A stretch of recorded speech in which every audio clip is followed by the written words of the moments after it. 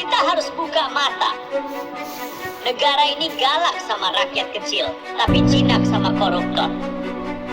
Kalau kita diam saja, keadilan gak bakal datang. RUU perampasan aset koruptor harus segera disahkan. Koruptor harus dihukum mati. Kalau mereka bisa rampok uang negara triliunan, kenapa kita masih mikir-mikir buat kasih mereka hukuman maksimal? Kita nggak boleh cuma disibukkan dengan aturan pajak kendaraan, sementara para maling uang rakyat masih bebas tertawa. Telat bayar pajak, motor lenyap.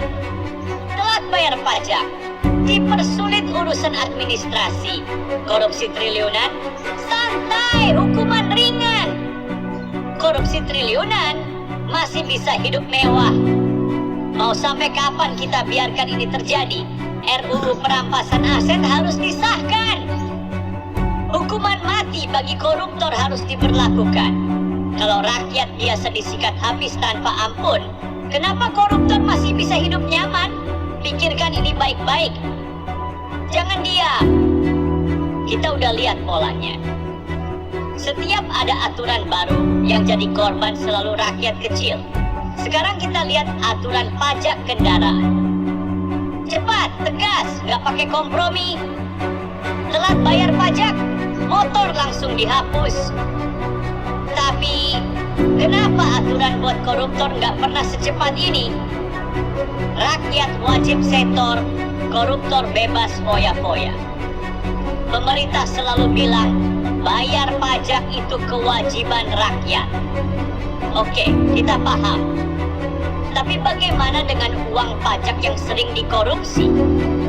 Kenapa kalau giliran rakyat, pajak harus selalu lancar?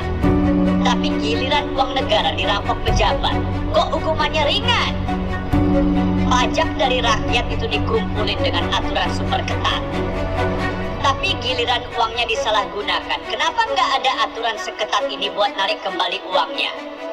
Bayangin ini, rakyat telat bayar pajak kendaraan, langsung dihapus dari sistem. Koruptor ngerampok uang negara, uangnya masih aman, asetnya masih utuh. Giliran rakyat, negara mau cepat.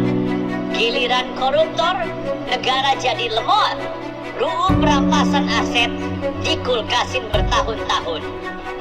Sekarang kita bicara soal RUU perampasan aset koruptor.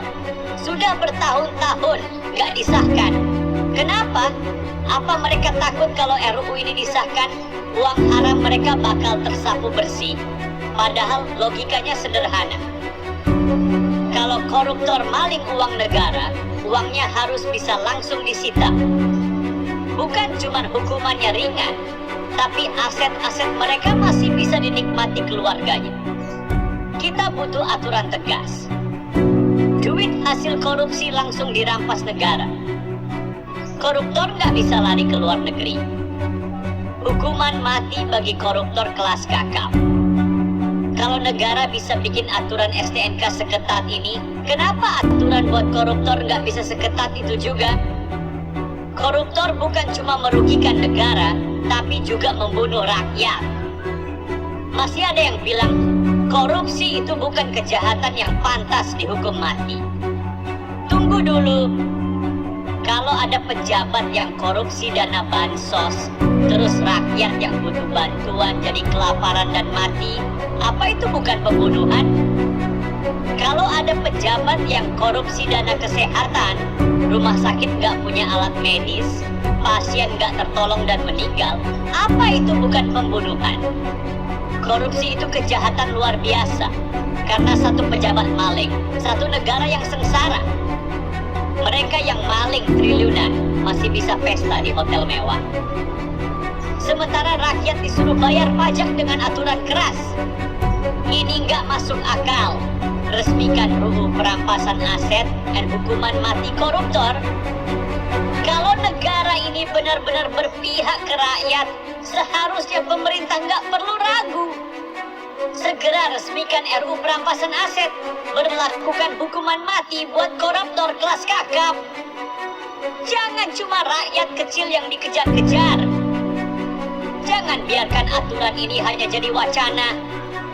Jangan biarkan negara ini hanya galak ke rakyat, tapi jinak ke koruptor. Kalau kalian setuju, jangan diam. Suara rakyat harus terdengar. Mau sampai kapan kita jadi korban aturan timpang ini?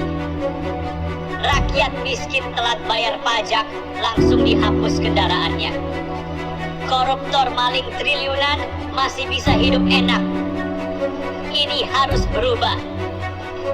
Negara nggak boleh cuma jadi alat untuk memeras rakyat. Negara harus tegas ke koruptor seperti tegas ke rakyat kecil. Jangan kasih ruang buat maling uang rakyat. Sahkan RUU perampasan aset. Berlakukan hukuman mati untuk koruptor. Jangan biarkan negara ini terus-menerus jadi surga buat koruptor, tapi neraka buat rakyat. Pajak rakyat makin ketat. Telat bayar pajak kendaraan 2 tahun, STNK dihapus. Tapi koruptor yang maling duit negara triliunan, santai aja, RUU perampasan aset masih mandek. Kenapa aturan buat rakyat bisa cepat disahkan, tapi aturan buat koruptor selalu diperlambat?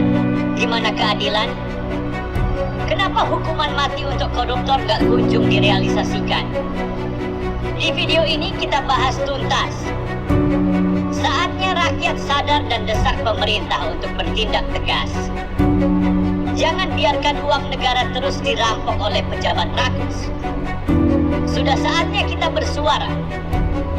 Hari ini kita bicara soal aturan pemblokiran surat tanda kendaraan nasional bagi yang nunggak pajak lebih dari 2 tahun. Intinya, kalau telat bayar pajak, kendaraan bisa lenyap dari sistem. Nggak bisa dipakai, nggak bisa diperpanjang, bahkan statusnya kayak nggak pernah ada. Aturan ini mulai berlaku April 2025. Sekali lagi April 2025.